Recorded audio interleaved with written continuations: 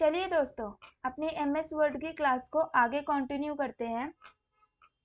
Last class में हमने इसकी कुछ फॉर्मेटिंग के ऑप्शंस प्लस हमने यहाँ से पैराग्राफ फॉर्मेटिंग के ऑप्शंस कवर कर लिए थे पैराग्राफ बॉर्डर तक। तो अपनी बाकी की चीज़ों को सेट कर कर आज हम अपना ऑलमोस्ट होम टैब कंप्लीट कर लेंगे। तो सबसे पहले आपके पास पैराग्राफ की मैंने सेटिंग्स बता दी थी, लेकिन पैराग्राफ से रिलेटेड सेटिंग्स में आपके पास कुछ हिडन ऑप्शंस भी आते हैं। वो आपको कहाँ मिलेंगे?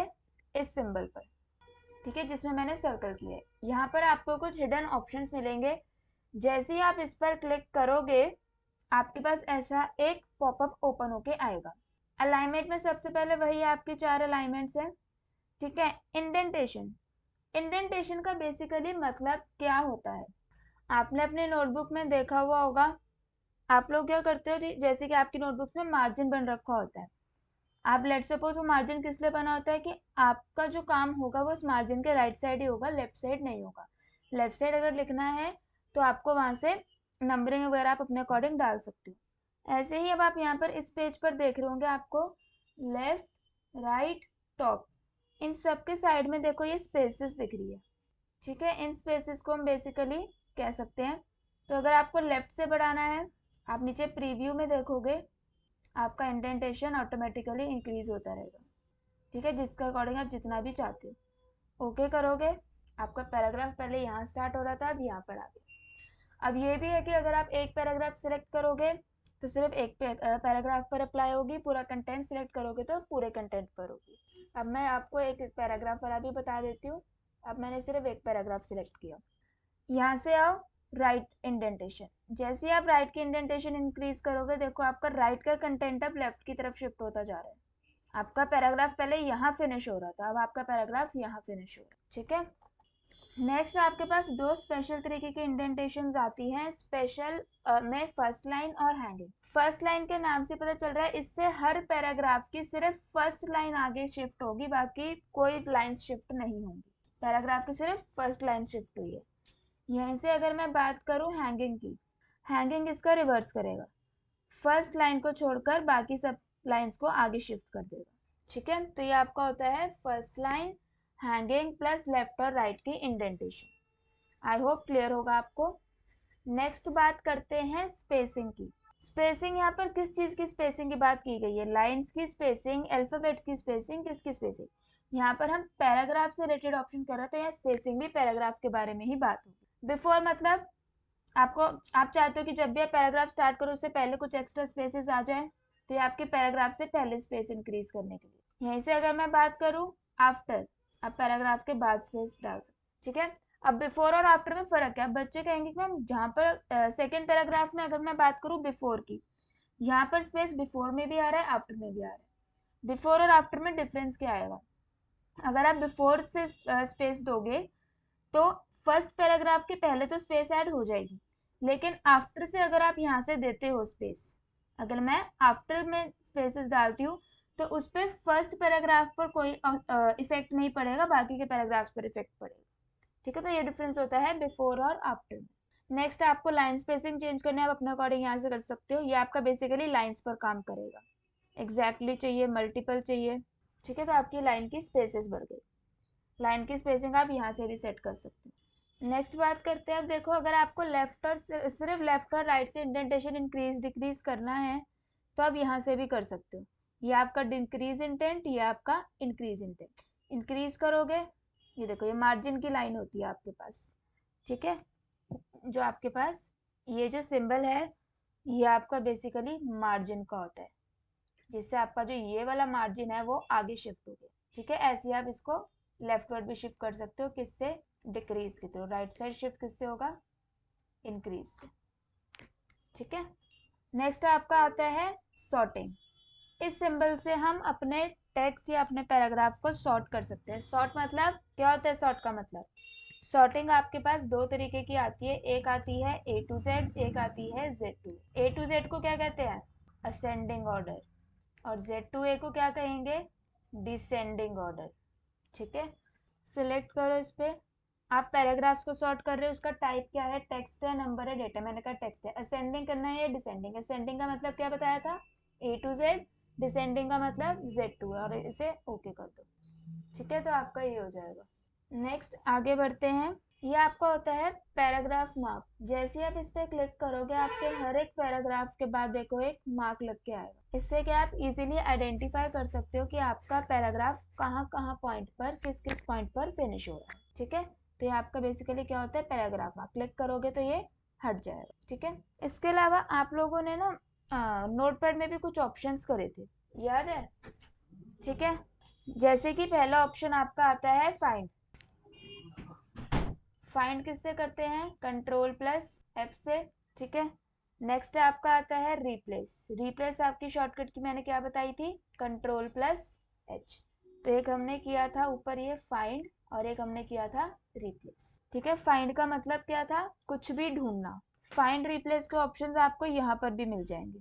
ठीक है, तो लेट्स सपोज मेरे को वीडियो वर्ड फाइंड करना है। Ctrl+F प्रेस करो, नेविगेशन पेन ओपन होके आएगा। यहाँ से लिख दो आपको क्या वर्ड फाइंड आउट कराना है। मैंने कहा वीडियो, इसने मुझे वीडियो जहाँ पे भी लिखा था इसने मुझे हाईलाइट करा के दे दिया। प्लस अगर मैं आपको एक चीज दिखाऊं, यहाँ पर ये देखो, ये मुझे यहाँ पर काउंट भी करके दिखा रहा है। 4 का मतलब क्या है? ये मुझे काउंट करके दिखा रहा है कि कितनी बार लिखा हुआ। ठीक है, तो अब बात करते हैं फाइंड ऑप्शन की। तो फाइंड ऑप्शन ने मेरे को 2 काम करके दिए। पहली चीज, इसने मुझे जो भी मेरा वर्ड लिखा था वो सारे एक साथ हाईलाइट करा दिए। प्लस दूसरी चीज, इसने मुझे यहाँ पर काउंट भी करके दे दिया कि वीडियो वर्ड कितनी बार रिपीट हो रहा है। ये आपके पास आता है अप एरो की, डाउन एरो की। इससे आप वर्ड्स पर नेक्स्ट शिफ्ट कर सकते हो अपवर्ड्स। ठीक है, नेक्स्ट आता है रिप्लेस। Ctrl+H शॉर्टकट की थी रिप्लेस की, यहाँ पर भी वही है। मैंने कहा वीडियो को रिप्लेस कर दो, किससे? ऑडियो से। फाइंड नेक्स्ट पहले वो आपको ढूंढ के देगा, फिर रिप्लेस पर क्लिक करोगे, फिर फाइंड नेक्स्ट ढूंढ के देगा, फिर रिप्लेस पर क्लिक करोगे। तो अगर ऐसे 1000 टाइम्स कोई वर्ड लिखा होगा तो आपको 1000 टाइम्स रिप्लेस क्लिक करवाना पड़ेगा। डायरेक्टली यहाँ से क्लिक कर दो रिप्लेस ऑल पर। जैसे आप रिप्लेस ऑल पर क्लिक करोगे, यस करो, ओके करो, आपके सारे वर्ड्स एक साथ रिप्लेस हो गए। ये देखो, ठीक है, एक ये रहा, एक ये रहा, एक ये रहा और एक ये। ठीक है, तो ये आपका था क्या? रिप्लेस। नेक्स्ट एक ना यहाँ पर एक टर्म आती है ऑटो करेक्ट एंट्री। क्या आती है? Auto correct entry. इसका मतलब क्या होता है?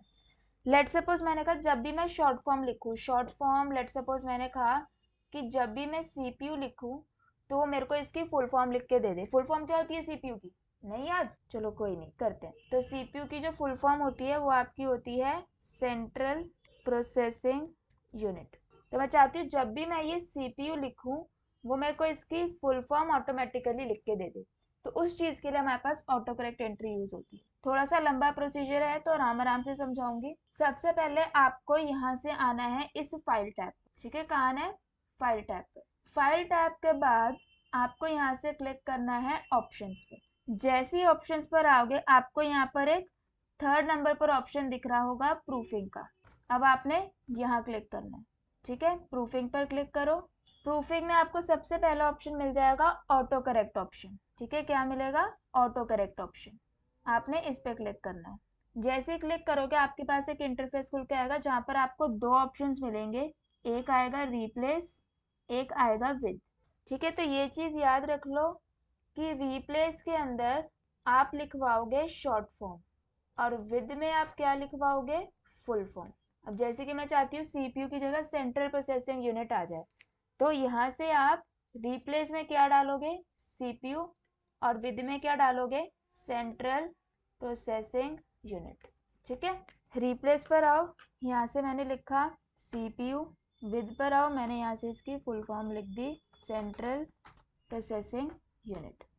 अब इसको आपने कुछ इसमें ऐड करना है। इसमें देखो पहले से कुछ ऑटो करेक्ट एंट्रीज बनी है कि जब भी कोई कस्टमर या कस्टमर लिखे तो वो कस्टमर में ऑटोमेटिकली कन्वर्ट हो जाए। इस लिस्ट में मेरे को अपनी ऑटो करेक्ट एंट्री ऐड करनी है। ऐड हो गई, ओके करो, ओके करो।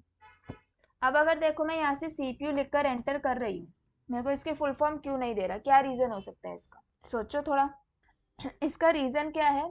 आपको अगर याद हो जब आपने ऑटो करेक्ट एंट्री बनाई थी तो जो रिप्लेस था ना, उस रिप्लेस में जो आपने CPU लिखा था वो कुछ इस तरीके से लिखा था, यानी ये कैपिटल में लिखा था। और अब आप यहाँ पर किस में लिख रहे हो? स्मॉल में। ठीक है। तो अगर आप कैपिटल में लिखोगे तो आपको कैपिटल में ही लिखना है, स्मॉल में लिखोगे तो आपको स्मॉल में ही लिखना है, तो ही ऑटो करेक्ट एंट्री अप्लाई हो। अब देखो, जैसे मैं यहाँ से कैपिटल में CPU लिखकर एंटर करूंगी, आपके पास फुल फॉर्म आ गया। अब कई बार बच्चे ये रीजन पूछते हैं कि मैम ये चीज हम रिप्लेस से भी तो कर सकते हैं। हाँ, आप बिल्कुल ठीक हो, आप ये चीज रिप्लेस से कर सकते हो, लेकिन डिफरेंस क्या है? अगर आप ये चीज रिप्लेस से करते हो तो वो आपको सिर्फ एक बार रिप्लेस करके देगा, है ना। अगर आप कल करोगे तो आपको पूरा प्रोसीजर फिर रिपीट करना पड़ेगा, लेकिन ऑटो करेक्ट एंट्री आपने एक बार बना दी। अब आप इसको एक दिन बाद करो, एक हफ्ते बाद करो, एक महीने बाद करो, एक साल बाद करो, ये आपके इसके अंदर सेव रहेगी, आपको दोबारा क्रिएट करने की जरूरत नहीं पड़ेगी। आप जितनी मर्जी बार चाहो उतनी मर्जी बार ये लिखवा सकते हो। तो ये डिफरेंस होता है रिप्लेस और ऑटो करेक्ट एंट्री। कहाँ कहाँ पे जाना है मैं आपको एक बार स्टेप्स बता देती हूँ, तो आप इजीली यहाँ से अपना नोट डाउन कर लेना, ठीक है। तो सबसे पहले आपको यहाँ से आना है फाइल पर, फाइल के बाद आपको जाना है ऑप्शंस पर, ऑप्शंस के बाद आपको आना है प्रूफिंग, प्रूफिंग के बाद आपको जाना है ऑटो करेक्ट एंट्री। जैसे ही आप इस पर जाओगे आपके पास दो ऑप्शंस खुल के आएंगे, रिप्लेस और विद। याद रखने के लिए मैं लिख रही हूँ कि यहाँ पर आपको लिखना है CPU, यहाँ मैंने लिख दिया सेंट्रल प्रोसेसिंग यूनिट, ठीक है। रिप्लेस में हमेशा शॉर्ट फॉर्म और विद में हमेशा। इसके बाद आपने करना है ऐड, ठीक है। तो ये आपका प्रोसीजर है किसका, ऑटो करेक्ट एंट्री, ठीक है। नोट डाउन कर लीजिए इसे, क्लियर। अब आगे बढ़ते हैं। आपके पास कुछ यहाँ पर स्टाइल्स होते हैं जो आप यहाँ से अपने अकॉर्डिंग कुछ भी दे सकते हो। नो स्पेसिंग करोगे, बिना स्पेस के कुछ भी आपका यहाँ पर नहीं आएगा। कोटेशंस देनी है, पोइट्री में लिखवाना है, तो जैसे भी आपको चाहिए आप अपने अकॉर्डिंग यहाँ से लिखवा सकते हो। टाइटल के फॉर्म में लिखवाना है, लिखवा दो, ठीक है। तो जो भी आपको चाहिए अपने अकॉर्डिंग कोई भी फॉर्मेट यहाँ से अप्लाई करवा सकते हो, ठीक है।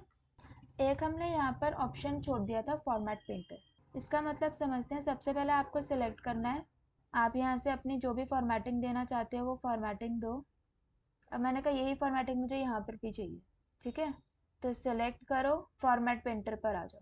अब मैंने कहा यही फॉर्मेटिंग इस पर अप्लाई करनी है, सिलेक्ट करो, छोड़ दो, सेम फॉर्मेटिंग आ गई, ठीक है। पहले फॉर्मेटिंग दो, सिलेक्ट करो, फॉर्मेट पेंटर पे क्लिक कर दो, तो वो जो फॉर्मेटिंग है वो उसको फॉर्मेट कर लेगा। उसके बाद जहाँ पर भी चाहिए आपको वो फॉर्मेटिंग आप उसमें अकॉर्डिंग करवा सकते। फॉर्मेट पेंटर मेरे को इस पर कराना है, सिलेक्ट कर दो, लीव कर, आपके पास हो जाएगा, ठीक है, क्लियर। तो आज के लिए अभी हम इतना ही रखते हैं। अब इसमें हमारे बहुत छोटे छोटे 3 पॉइंट्स रह गए हैं, बुलेट्स और नंबरिंग। ये करते ही हमारा होम टैब यहाँ से कंप्लीट हो जाएगा, ठीक है।